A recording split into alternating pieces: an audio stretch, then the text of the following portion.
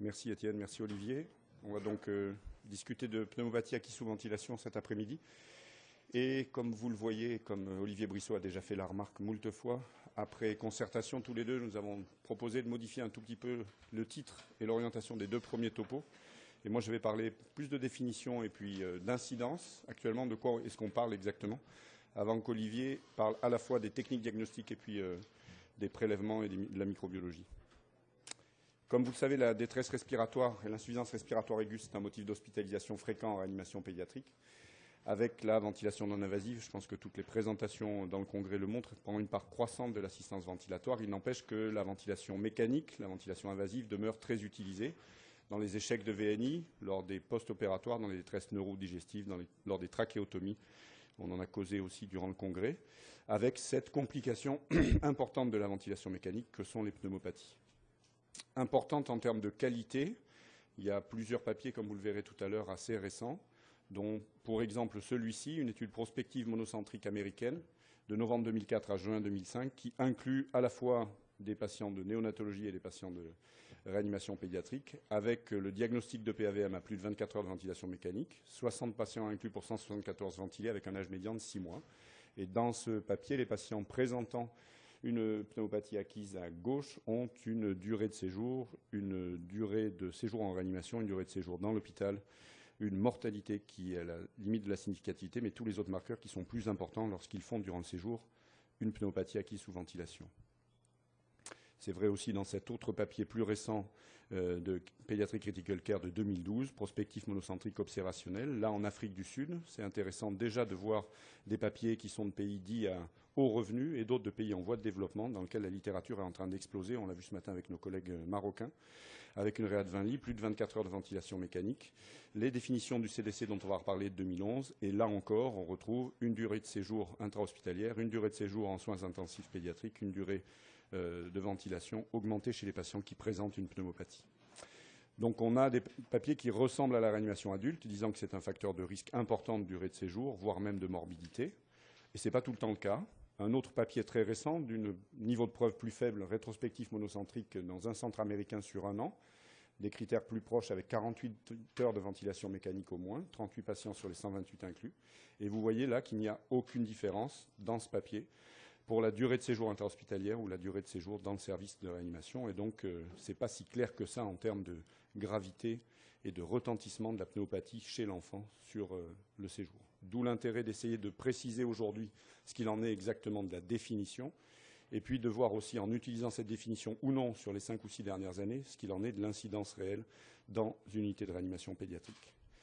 Alors tout d'abord, concernant la définition, elle a été établie dans les années 90, essentiellement chez l'adulte, et réactualisée régulièrement par le Center of Disease Control de 2002, 2011, 2014, avec une diagnostic clinique des pneumopathies qui surviennent chez un patient en ventilation mécanique depuis au moins 48 heures, et quelque chose qu'on oublie, nous, quand le patient est sorti de chez nous, ou dans les 48 heures qui suivent l'extubation, c'est-à-dire qu'il a été ventilé dans les 48 heures précédentes, avec une assistance ventilatoire sur sonde endotrachéale ou trachéotomie. Actuellement, la ventilation non invasive ne fait pas partie de cette définition, incluant la période de sevrage, bien sûr, avec des critères cliniques et radiologiques dont on va reparler. Et en pratique, dans cette définition, c'est une autre partie que de documenter la cause microbiologique ou virale qui provoque cette pneumopathie. Il y a des définitions adultes que vous connaissez et des mises à jour des recommandations, anciennes pour la société américaine, plus récentes pour la société anglaise, et toute récente englobant toutes les infections nosocomiales pour la Société de réanimation de langue française. Et qu'est-ce qu'il en est réellement en pédiatrie? Ça a bougé franchement depuis 2008-2009, avec une mise à jour en janvier 2014 par le CDC, et c'est celle-là que je vous propose de discuter. C'est une définition pédiatrique qui semble être simple à utiliser au lit du malade, afin de calculer la densité d'incidence de cette infection, dans un objectif de comparer les services et d'améliorer la qualité des soins, voire de mettre en route des préventions et des techniques de prévention des pneumopathies acquises sous ventilation pour comparer les services entre eux, avec ce qui vient derrière très vite aux États-Unis. On compare les services, on compare la qualité, on regarde le fric qui leur est attribué, ou on fait un listing et un niveau d'efficacité des différents services. Alors cette définition, d'abord, recense un critère radiologique chez un patient en ventilation mécanique ou l'ayant été dans les 48 heures précédentes, et distingue tout de suite deux cas. le patient, et on en a quand même pas mal, qui a une pathologie pulmonaire sous-jacente, pour lequel il va être nécessaire d'avoir au moins 2 radios pulmonaires consécutives avec un des critères suivants qu'on va revoir. Et puis de l'autre, le patient, on va simplifier, qui n'a pas de pathologie pulmonaire sous-jacente avec une radio dite normale. Et là, une seule radiographie pulmonaire avec un des critères suivants suffira à poser le diagnostic radiologique de l'apnéopathie. Quand on aura au moins un des critères suivants, l'infiltrat nouveau ou progressif et persistant, la consolidation ou la cavitation, ou chez les moins de 1 an, le pneumatocèle. Alors une remarque tout de suite, c'est que la lecture de la radiographie pulmonaire en réanimation pédiatrique, que ce soit aussi aux urgences pédiatriques, a démontré une très grande variabilité inter-observateurs. Ça a été démontré dans la bronchiolite, ça a été démontré dans les pneumopathies aux urgences, et ça a été démontré par François Engoulevent dans la lecture de la radiographie pulmonaire pour le diagnostic de SDRA, quand on utilisait encore, depuis 1994, la définition américano-européenne, avec une variabilité interindividuelle importante chez des radiologues ou des intensivistes expérimentés, voire même quand on regroupait les deux, mais on n'arrivait pas formellement à définir le SDRA en regardant chez 24 patients RDS et 15 contrôles la lecture de la radiographie pulmonaire. Ça reste un vrai défi en réanimation pédiatrique, alors que la définition repose là-dessus. Quand on a défini la radiographie pulmonaire, on descend sur les critères clinico-biologiques qui ont été différenciés maintenant depuis janvier 2014 en 2 parties, avant 1 an, de 1 an à 12 ans. Avant 1 an, il faut l'altération des échanges gazeux, que vous voyez en haut à gauche, qui sont expliqués entre parenthèses, et au moins 3 des critères suivants. Instabilité thermique, leucopénie ou hyperleucocytose, apparition de sécrétions purulentes, modification d'aspect, augmentation des aspirations, apnée. Je vous rappelle qu'on va regarder le malade 48 heures après son extubation. Tachypnée, battement des ailes du nez ou rétraction ou grunting, donc pas uniquement chez le patient ventilé. Wheezing, râle et ronchi, toux ou bradie ou tachycardie. Un de ces 3 critères, en plus de l'altération des échanges gazeux, va définir la partie clinico-biologique de la PAVM. Pour les enfants de 1 an à 12 ans, c'est au moins 3 des critères suivants qui sont rigoureusement identiques. Et donc là a été intégré, désolé pour la diapositive, l'altération des échanges gazeux. Il en faut 3 parmi ceux-ci pour définir les critères clinico-biologiques de la radiographie. Alors, ce qui est intéressant dans la littérature, c'est de regarder que ces critères, en fait, correspondent à ceux qui sont décrits depuis longtemps dans la littérature adulte, et entre autres dans ce score, le Clinical Pulmonary Infection Score Range, qui a été validé il y a une vingtaine d'années maintenant en réanimation adulte pour faciliter le diagnostic, et entre autres durant la garde, des pneumopathies acquises sous ventilation, avec quasiment les mêmes items. À ma connaissance, et avec ma revue de la littérature, que critiquera tout à l'heure Olivier Brissot, j'en suis certain, on n'a jamais retrouvé de papier pédiatrique qui ait rigoureusement validé ce score en réanimation pédiatrique. Il y a ce papier de collègues indiens, qui est quand même prospectif, monocentrique, plus de 72 heures durant 9 mois, avec le nombre de patients ventilés ici, et pour lequel ils vont se focaliser, parlant d'un CPIS, donc ce score simplifié, et je n'ai pas été foutu dans le papier de retrouver ce que c'était que le score simplifié, supérieur à 6, validé comme critère et gold standard, le LBA significatif à 10 puissance 4 unités formant colonie par millilitre. Et donc ce papier-là, avec ses limites à ma lecture, pourrait permettre d'utiliser ce score pour définir la pneumopathie. Il y a sans doute un vrai problème de validité externe, comme vous le verrez tout à l'heure, avec une densité d'incidence des pneumopathies dans les pays en voie de développement qui est très très différente de celle qu'on a chez nous. Donc je pense qu'on peut retenir qu'aujourd'hui, même si ce sont les mêmes items, c'est la définition du CDC qu'il faut utiliser et pas chercher à avoir un score simplifié qui permettrait très vite, sur les critères clinico-biologiques, d'avancer là-dessus. Donc si on résume la définition, c'est une définition nord-américaine qui effectivement a pour objectif d'améliorer la qualité des soins et surtout de comparer les unités. Je trouve que moi, quand on voit l'évolution sur les 4-5 dernières années, ça ressemble un peu en 1994 à la conférence de consensus américano-européenne, avec l'idée il faut s'y mettre, il faut vraiment qu'on ait quelque chose pour qu'on fasse tous la même chose, et puis qu'on commence à avoir des résultats pour avancer après, plus loin, sur les techniques diagnostiques, sur l'antibiothérapie, sur ce dont on a discuté ce matin, précoce, tardive ou autre. Elle semble facile d'utilisation, à la limite près, entre autres, mais c'est une de celles que j'ai vues, de la lecture de la radio. Et elle nécessite quand même, alors nous l'appliquons, nous essayons de l'appliquer depuis 3-4 ans maintenant dans le service, une rediscussion systématique le lendemain matin pour bien vérifier qu'on ait tous les marqueurs, les 3 marqueurs parmi les 6 ou les 7 qui sont bien présents. Qu'en est-il de l'incidence ? C'est bien connu maintenant en réanimation pédiatrique. Comme vous le savez, donc, depuis les années 80, Les Français, les services de réanimation adultes français ont beaucoup participé à l'étude de cette complication des soins.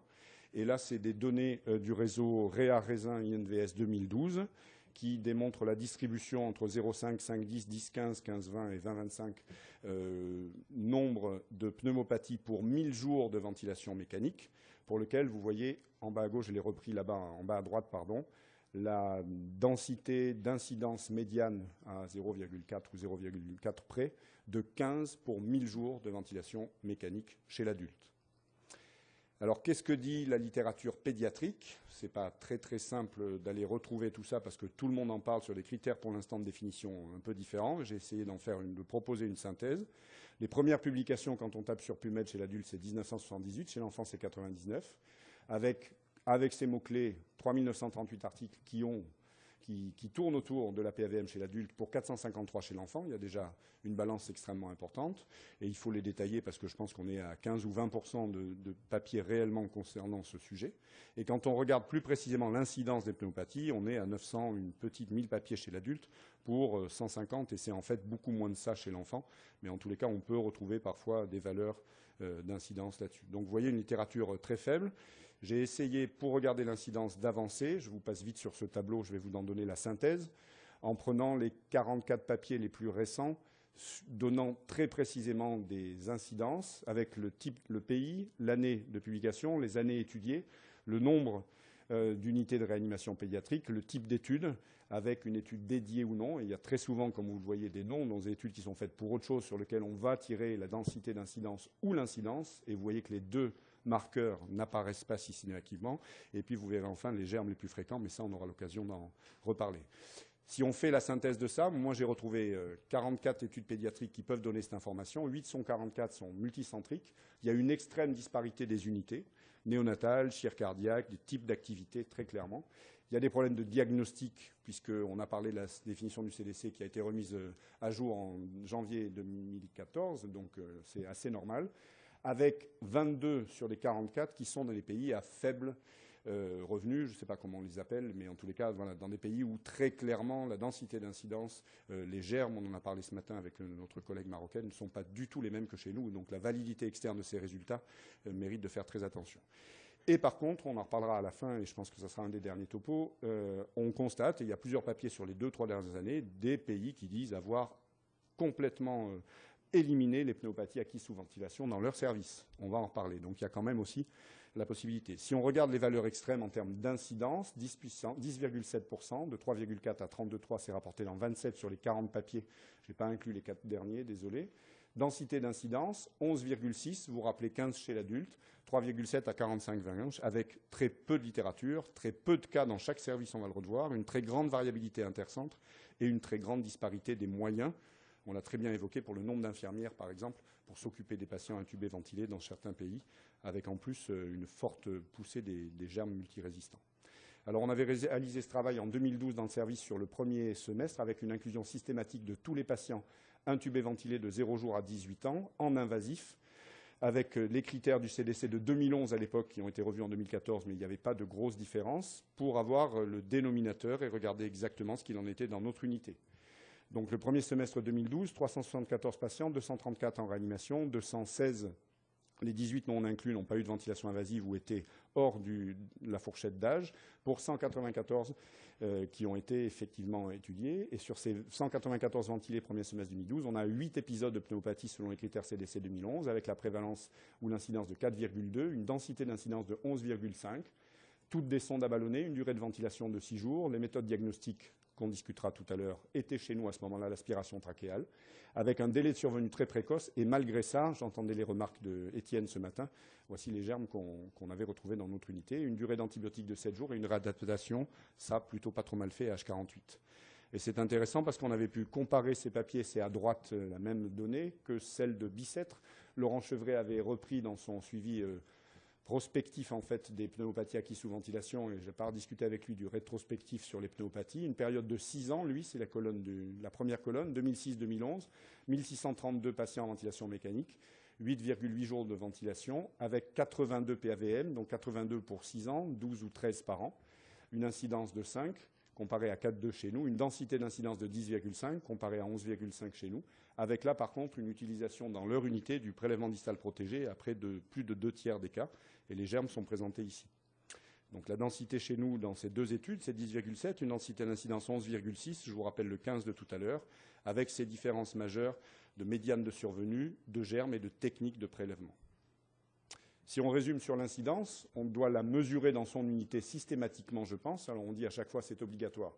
Est-ce qu'on le fait tous correctement? Enfin, nous, on a mis longtemps à le faire et puis je pense qu'on a encore une marge de progression. Il faut l'exprimer en densité d'incidence. Vous avez vu qu'il y a très peu d'épisodes. Il faut vraiment les rapporter, d'autant plus que la ventilation non invasive prend une part importante de nos techniques d'assistance. Et puis on a peu de jours de ventilation donc, et peu d'épisodes de PAVN à chaque fois. Qu'est-ce qu'on en fait après, uniquement pour se faire plaisir ou pour faire ce qu'a fait Joe Brierley à Great Ormond Street à Londres et publié en 2012? C'est une étude avant-après, même historique, où il met en place un protocole de prévention des pneumopathies acquises sous ventilation. Je ne voulais pas détailler, je pense qu'on en parlera plus tard, et il y en a plusieurs comme ça, sur un an, 730 patients, 448 ventilés.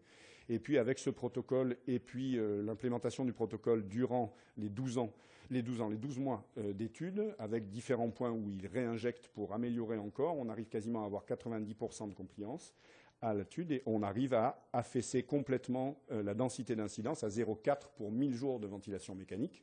Et il rajoute en plus dans son papier que c'est un patient âgé de plus de 16 ans qui n'est pas pédiatrique et normalement il ne faudrait pas le compter, on sera à 0. Il le compare historiquement à une étude très antérieure qu'il avait fait dans le service où il était à 5,6 mais en 2007 sur des techniques très différentes. Donc ce n'est pas le seul, il y en a d'autres, et il y en a eu un très récent que je n'ai pas inclus, où il y a effectivement une diminution d'incidence très claire. Il y a au moins 2 ou 3 papiers maintenant où on démontre qu'avec des critères précis et avec un suivi très précis, on arrive à effondrer cette densité d'incidence. Alors il y a d'autres vraies questions dans les perspectives. Les trachéobronchites sous ventilation mécanique. Les collègues de Lille ont été bien passés avec Sahanser pour démontrer le rôle débutant de la trachéobronchite avant la survenue de la pneumopathie. Pour l'instant, je vous rappelle que ça ne fait pas partie de la définition. Les pédiatres ont fait pareil. Brenda Moreau est une collègue sud-africaine qui publie beaucoup sur le sujet et qui avait fait cet éditorial pour présenter le papier suivant, qui est exactement le même que celui des Anglais, monocentrique prospectif, type avant-après, aux États-Unis sur une ventilation de plus de 48 heures de 2009 à 2011, avec la définition du CDC. Et là, on regarde les trachéobronchites et pas les pneumopathies. On est en train de s'éloigner un peu du sujet, mais on est sans doute dans la même physiopathologie. Vous voyez là aussi la réinjection pour avoir une compliance qui est proche de 100% et la baisse significative de la densité d'incidence de 3,9 à 1,8, toujours portée par 19 cas, voire 11 cas seulement. Donc un nombre absolu qui reste très faible. Pour terminer, on sait, on en parlera tout à l'heure, mais juste pour introduire les topos suivants, c'est que tous ces protocoles qui vont avoir envie de mettre en point des suivis et des stratégies de réduction de la densité d'incidence, eh bien là aussi, dans ce papier très récent de 2012, les collègues, en regardant précisément ce qui était fait au lit du malade, il y avait des écarts très nets avec les recommandations. Si je résume les PAVN de l'enfant, on en cause tous beaucoup, en tous les cas nous dans le service oui, et en pratique on ne sait pas grand-chose, et je pense que ça mérite qu'on avance. On peut aujourd'hui retenir que c'est sans doute grave, mais vous avez vu que ce n'est pas si simple que ça et c'est sans doute dépendant de la population. Il y a une définition du CDC qui peut être critiquée, qui a le mérite d'exister et qui va être uniformisée. Moi, je propose qu'on l'utilise, on peut en discuter. Il vaut mieux regarder la densité d'incidence et la connaître bien dans sa réanimation pour la comparer plusieurs années durant. Et puis, la prévention, ça semble marcher. Pour aller vers tous ces points-là qu'on va débattre tout au long de l'après-midi, les facteurs de risque spécifiques à l'enfant, les techniques diagnostiques, la qualité et la durée, dans l'idée d'améliorer la qualité des soins. Je voulais juste vous présenter ici l'Arlésienne. Ce n'est pas l'Arlésienne, c'est une CIPAV dont je vous embête depuis 3 ans maintenant. L'idée est d'inclure de manière multicentrique prospective sur un an tous les patients en ventilation mécanique invasive de 2 jours à 18 ans. Dans 6 réas pédiatriques qui sont présentés ici avec les collègues d'Utrecht et les autres collègues français ici, avec une relecture systématique des radios quand il y a une pneumopathie suspectée. Vous voyez que notre budget n'est pas tout à fait le même que celui que Étienne a demandé pour les études sur les immunoglobulines. Ça explique pas mal le retard à la mise en route. On va travailler, on travaille déjà, c'est eux qui ont monté la base de données avec les collègues du DIM de Saint-Louis, qui ont une très grosse expertise et qui ont fait toutes ces bases de données avec Elie Azoulay et toutes les équipes de réanimation adulte. Et pour être bien sûr et pas trop me faire emmerder par Olivier Brissot, je voulais juste vous montrer que le site tourne, puisque depuis maintenant le 5 janvier, je rentre les malades dans le service pour voir ce qui se passe. Donc vous accédez directement au listing des malades. J'ai rentré celui-là hier. Vous avez le patient avec l'ajout du séjour. Vous avez à rentrer son nom. Celui-là va s'appeler Stéphane Daugé, par exemple, masculin. Sa date de naissance, on ne va pas la mettre, c'est pas bien, mais vous pouvez la marquer directement. Le poids à l'admission, ça aussi, ça ne vous regarde pas. Ainsi de suite, avec la date de réanimation et tous les marqueurs. Donc c'est requis. D'accord. On va faire assez vite, je n'ai pas mangé mon temps encore, je suis désolé. Voilà. Et ensuite la description clinique avec les scores de gravité. Et vous passez ensuite directement, on peut revenir à un autre dossier, directement sur les facteurs de risque à rentrer tous les jours. C'est-à-dire qu'on aura un enregistrement en continu pendant le séjour de tous les facteurs de risque du malade. Ce qui veut dire que ça demande un travail important dans chaque unité pour relever pendant 1 an dans les 6 unités tous les facteurs de risque. Donc on rentre le patient quand il est ventilé, on rentre le patient quand il est sorti, et ça c'est sorti dans la base de données instantanément pour ensuite arriver au résultat final. Je vous remercie de votre attention.